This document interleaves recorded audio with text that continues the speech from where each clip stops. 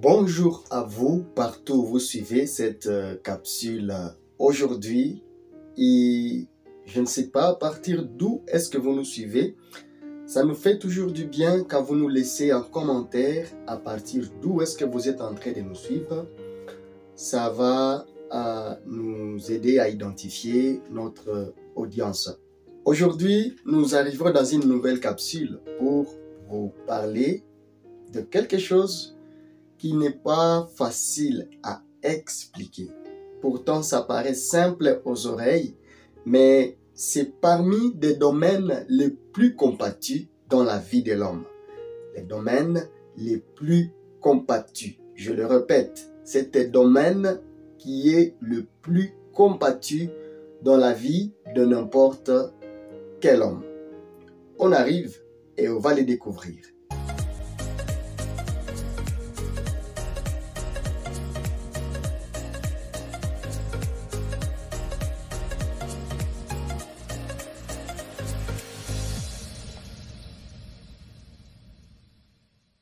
Nous y sommes.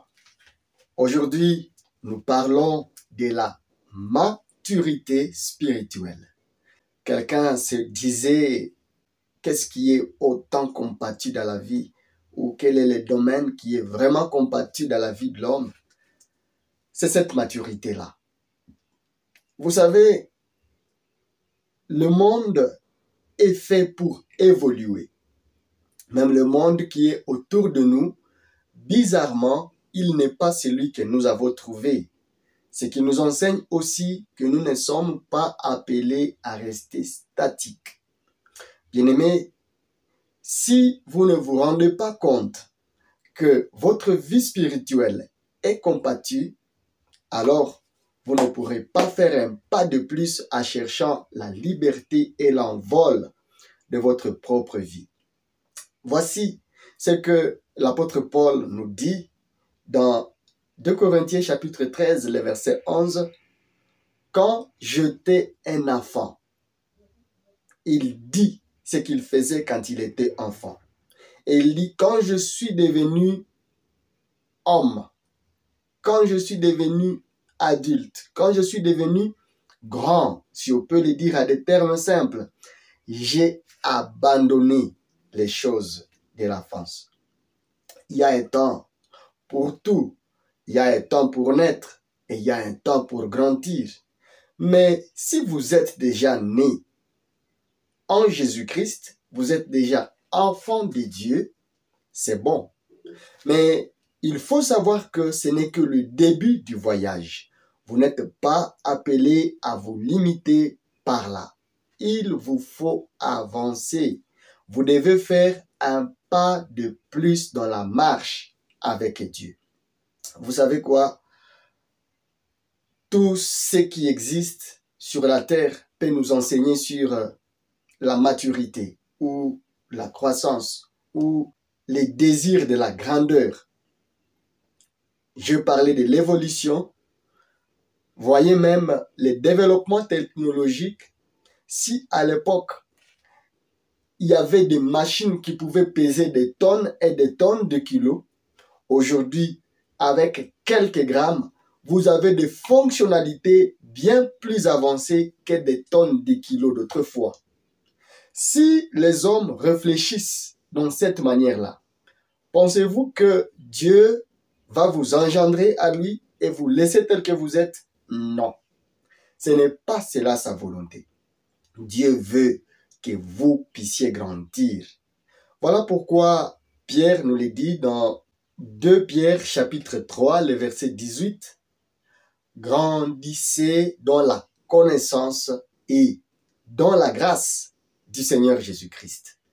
Nous sommes appelés à grandir dans la connaissance et dans la grâce du Seigneur Jésus. Bien-aimés, vous devez grandir. Ne vous arrêtez pas là où vous êtes. Il vous faut faire un pas de plus dans la connaissance et dans la grâce du Seigneur Jésus-Christ. On verra plus tard ce que cela veut dire. Mais aujourd'hui, dans la capsule du jour, je viens vous encourager à la maturité. Et vous devez désirer cette maturité. bien que nous la désirons, allez-y comprendre que elle ne vient pas vers nous. Première vérité, la maturité ne vient pas vers nous. C'est nous qui allons vers la maturité.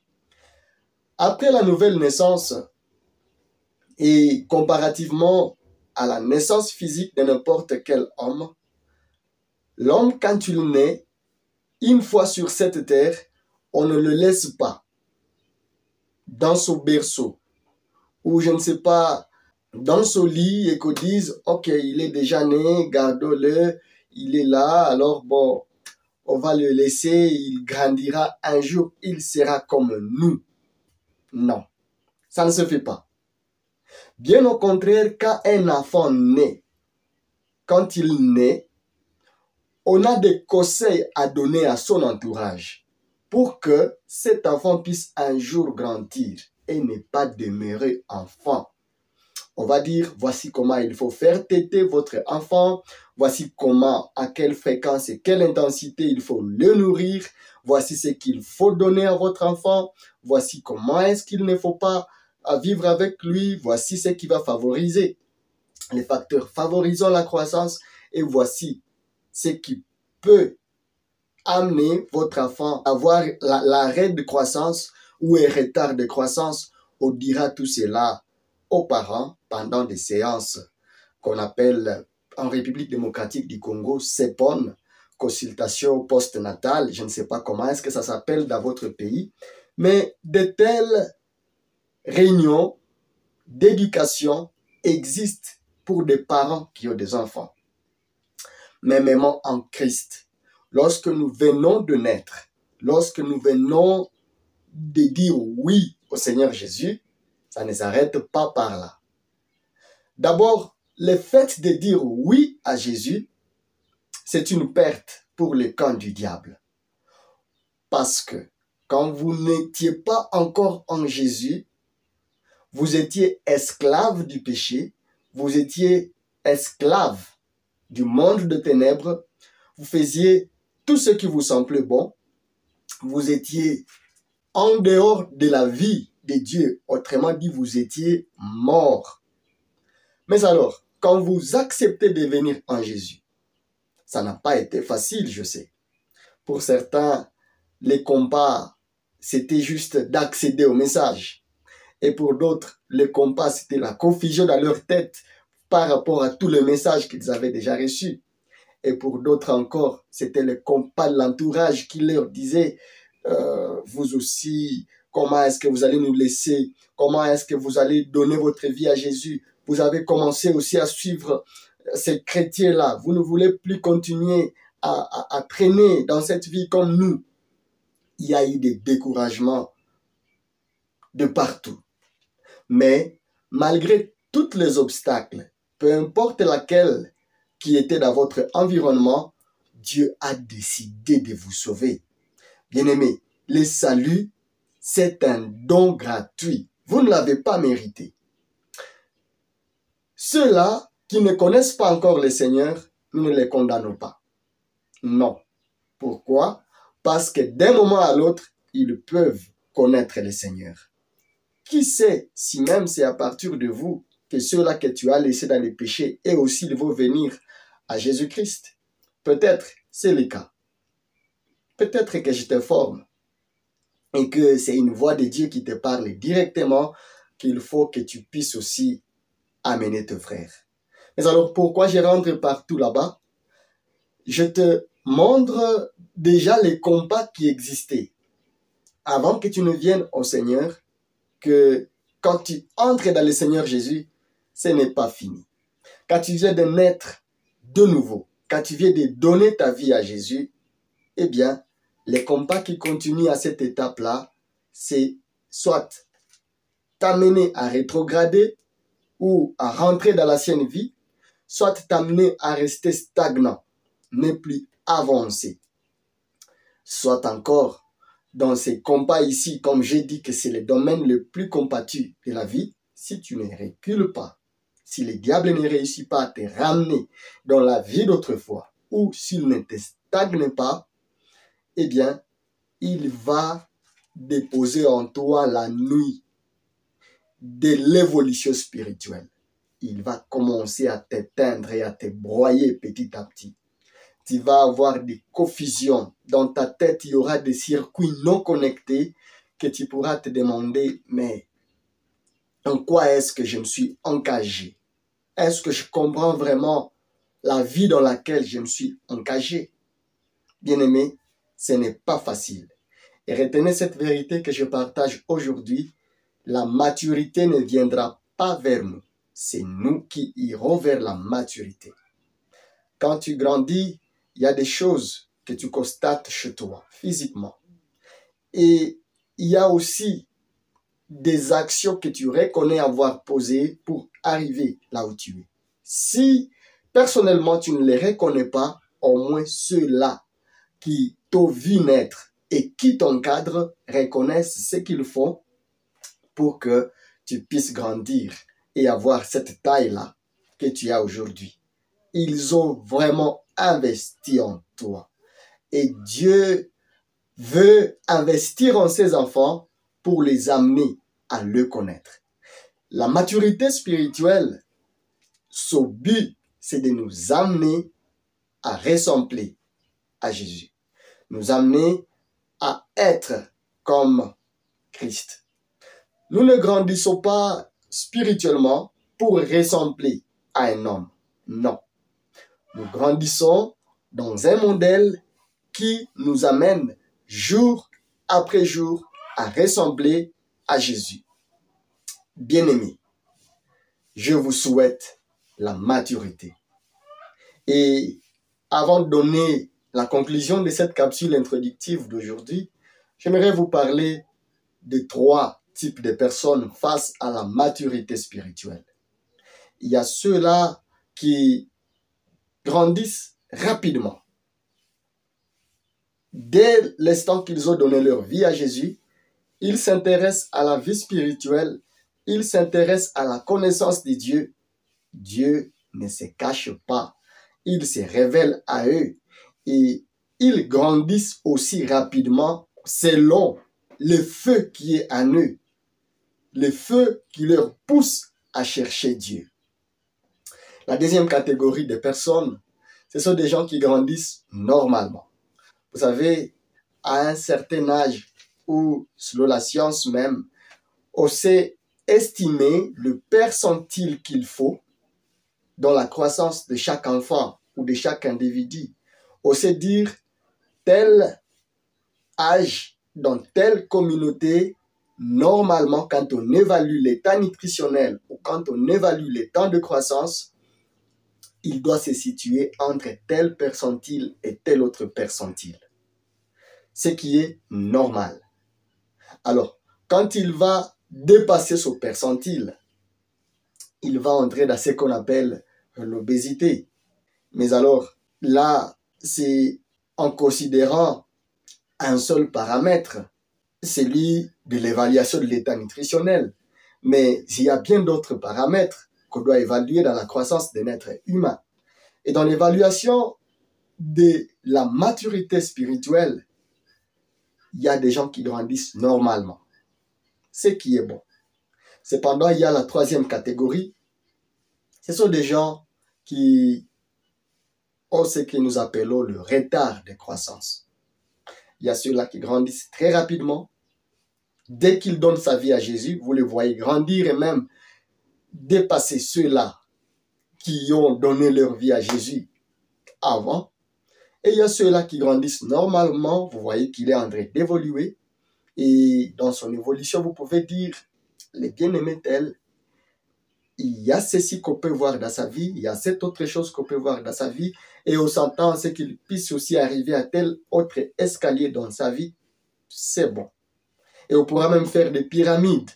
Les théologiens ont même conçu des pyramides pour dire, dans la marche avec Dieu, voici le premier level, voici le second level, voici, tout ça c'est bon. Mais il y a quelqu'un qui ne va pas respecter tout ça, qui va aller de la base et qui va rapidement croître et se retrouver à un autre level et apprendre d'autres leçons. On dirait ensemble, et vous vous dites, comment est-ce qu'il a appris tout ça en très peu de temps? C'est l'œuvre de Dieu. attention à ceux-là qui grandissent avec retard. Bien-aimés, faut pas grandir avec retard. Quand vous grandissez avec retard, vous ratez beaucoup de choses. Certes, mieux vaut tard que jamais. Peut-être que c'est votre situation. Mais je prie pour vous et je prie pour moi-même afin que Dieu nous aide et nous amène à grandir réellement dans sa connaissance et dans sa grâce. Que chaque jour qui passe, nous puissions atteindre les buts attachés à ces jours-là. Parce que chaque jour qui passe, tel que vous vivez, vous remarquez un changement dans votre physique. Il faut que spirituellement, vous puissiez aussi enregistrer des grands changements dans votre vie. Ce n'est pas bon de rester enfant, ce n'est pas bon de rester immature. Voilà pourquoi je vous souhaite tout ce temps que nous allons passer pendant ce mois, la maturité spirituelle. Je vous souhaite de mûrir spirituellement. Je vous souhaite de grandir dans la connaissance et dans la grâce du Seigneur Jésus. On y reviendra dans la suite des capsules. À un moment donné, quand on a amené aux disciples de Jésus un enfant qui avait besoin de la délivrance, ils n'ont pas pu. Et quand Jésus est descendu de la montagne, le papa qui avait amené son enfant auprès des disciples, il a accusé les disciples auprès de Jésus et il a dit, j'ai amené mon fils que voici auprès de tes disciples, ils n'ont pas pu l'aider. C'est intéressant, c'est qu'on peut lire dans ces passages à propos de l'attitude du Père, à propos de l'attitude de Jésus. Cependant, il y a une phrase qui me frappe dans ces récits, c'est lorsque Jésus dit « Jusqu'à quand vous supporterai-je » Autrement dit, il attendait à ce que ses disciples soient déjà capables de réaliser cela. Mais ils n'ont pas pu. Ils n'ont pas pu. Et ailleurs, Paul dira à l'Église, vous qui devriez être de maîtres. Aujourd'hui, je ne vous donne que le lait, puisque vous n'êtes pas capable de supporter la nourriture solide. Vous n'êtes pas capable de supporter le repas des adultes, autrement dit. Bien-aimés, je ne sais pas votre cas ou votre situation. Depuis que vous êtes venus au Seigneur, quels sont les pas de progrès que vous avez déjà réalisés? Pas plus tard qu'hier, j'ai passé mon temps à l'hôpital avec d'autres membres de l'équipe médicale. Et il y a eu un médecin stagiaire qui m'a pris par la main et qui m'a posé des questions à propos de la Bible. Quand il commençait à me parler de son évolution dans les Seigneurs, il y a eu de ça ne va pas. Il y a eu quelque chose que je n'ai pas bien attendu. Des choses que j'avais résolues à peine une année après avoir donné ma vie à Jésus. Je ne suis pas tombé dans l'erreur de me comparer en lui ou de le comparer en moi, mais je lui ai juste posé la question, depuis combien de temps êtes-vous chrétien? Depuis combien de temps vous marchez avec le Seigneur Jésus? Sa réponse m'a beaucoup étonné. Il m'a dit, voici 10 ans que je marche avec Dieu. D'ailleurs, je suis déjà baptisé dans telle confession religieuse. J'ai vite compris son problème et c'est le problème de plusieurs. Ils passent du temps avec le Seigneur, mais ils ne veulent pas connaître ce Seigneur. C'était pour moi l'alarme que Dieu m'a adressée afin d'aider plusieurs pendant ce mois à avoir la maturité spirituelle. Il faut que nous puissions en parler. Il faut que nous puissions nous interpeller que la maturité, c'est une urgence. Je finis en vous donnant cet exemple ici. Si vous avez votre enfant au temps 0 de sa naissance, la date de sa naissance,